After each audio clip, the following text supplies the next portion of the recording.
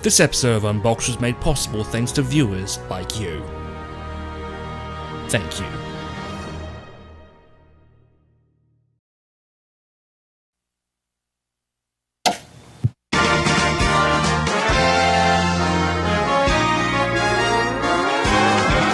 There are many reasons why certain games just never see a release outside Japan.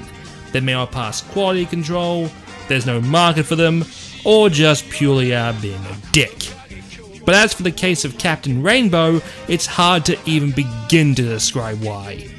I'm Enigma, and this is the Unboxed Passport. Released back in 2008 on the Wii by Skip Limited, who are most famous for the Chibi Robo series, Captain Rainbow stars the scrawny-looking Nick and his alter ego, TV superhero Captain Rainbow. Sadly, it seems he needs to get a new market research team, as other more superior stars have seen his popularity decrease severely. To regain his market share, Nick heads to the island of Minnan, a place where wishes come true.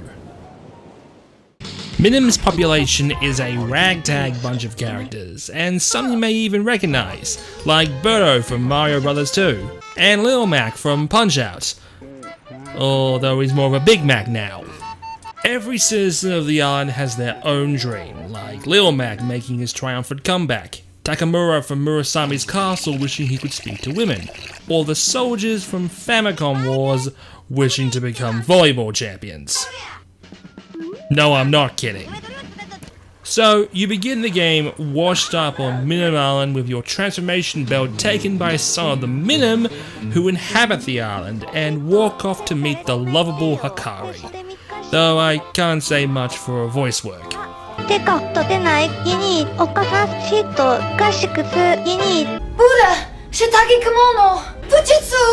But she explains how it was foretold a hero would arrive on the island to grant wishes to its citizens, by way of a mystical bangle on Nick's wrist. This is done by collecting stars, or as they're known here, sparklies. So why did the game never see a localization outside Japan? There are numerous reasons as to why. One of the most significant ones is the supporting cast. Outside of Birdo and Little Mac, the majority of these characters are from Japanese exclusive games, like Famicom Wars, Murasame Castle, Shin Ongashame, and Skip's own gift Pia. In fact, they just had to add Starfy, Roy, and Lucas, and they could have called the game Suck It, Gaijin! But there are definitely more reasons than that. When you begin the game, Birdo is being held in a cage by the island's police officer, Mappo. Why? For apparently going into the wrong bathroom. Yeah, they actually address it. You actually have to go into Birdo's place to find evidence she is actually a woman, who swears like a drunken Irish sailor.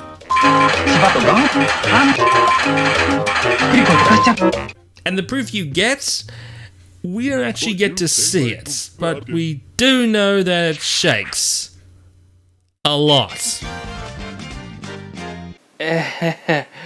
So, you're probably wondering why I'm doing an episode on this now, almost 10 years after its release. Well, the folks over at Kirameki Translations have finally released a patch for the game. Starting all the way back in 2010, the project eventually produced a working script several years later, but lacked any means to patch it into the game. It wouldn't be until late 2017, thanks to coder Mark Arse, that a patch was finally released to the public that was almost 95% translated, with yours truly even designing a custom cover for it. So, what should you know going into this game? Well, for the most part, everything is explained in-game, usually by a narrator pausing the game to explain to both Nick and you. Nick can easily transform into Captain Rainbow with a push of a button, which allows him to punch rocks and run faster. But keep an eye out on the meter, because if it goes out while it's Rainbow, it's actually game over. So you have to keep your meter up by consuming the fruit around the island. The game also has a day and night system with characters in different places at different times. Thankfully, for all the friends you've met, their current location is available on the map. The main purpose of the game is completing tasks for all the characters and raising your friendship status with them. This mainly boils down to various minigames using the Wii Remote, like playing volleyball with the soldiers, being a sparring partner for Little Big Mac, or playing target practice with the face of NES Golf, Osan. Keep in mind, this game was only released 2 years into the Wii's life, and the concept of motion controls had yet to falter.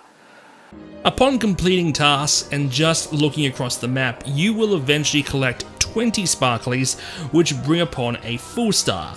You then need to carry that star to the altar, but evil shadow-like creatures are trying to take it from you in a game of quick reflexes. If a shadow creature touches you, you go into a mini-game where you have to hit the B button as soon as the gong is heard. Once you reach the altar, you can grant your own wish and leave the island, or grant the wish of a friend if you bring them with you. Captain Rainbow truly is one of the most bizarre titles Nintendo have ever published. The game is just a treasure trove of references, both major and obscure, like the Famicom Disk System and warp pipes straight out of Super Mario. However, with the game only selling about 22,000 copies in the year of its release, questionable themes, and the general obscurity of its cast, Captain Rainbow was never a high contender for localization. There was a rumor that Nintendo Europe were going to handle it like they did with the original Xenoblade, but ultimately that never happened. Now, you can acquire the patch from the link in the description below, which allows it to be played via Dolphin or even modded console. And for anyone having any concerns about their conscience, you can pick up an official copy of the Japanese release for less than $20 on PlayAsia. A lot has changed in 10 years. Back then, titles like Captain Rainbow, Fatal Frame 4, and the Operation Rainfall titles were shackled behind Nintendo's archaic region restrictions. But now the Switch, those shackles have finally been lifted. It's even possible now to buy Japanese games and play them in English. Perhaps someday we may travel back to the island of Minim, but for now, Nintendo fans around the world can finally experience this truly unique adventure. I'll see you all next time.